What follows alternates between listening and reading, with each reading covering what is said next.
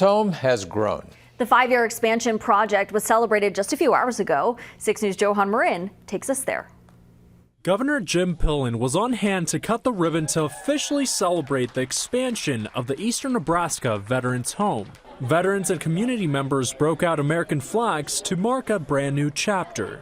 This indeed is a milestone for Nebraska veterans in Eastern Nebraska. It took, 5 years to get to where we are today. The expansion is adding 25,000 square feet to the current facility. It will also add 24 beds on top of the 120 beds already there, along with more space to help veterans with assisted living.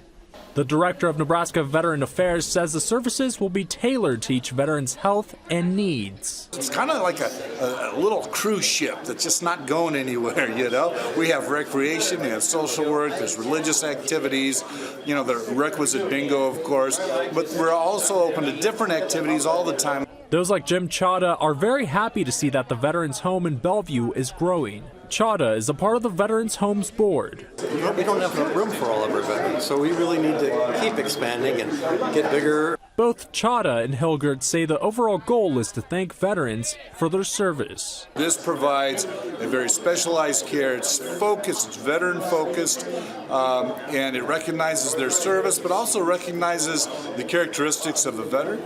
On your side, I'm Johan Marin, 6 News. Hilgert says the total cost of the expansion is $3.3 million, the funding coming from federal and state funds.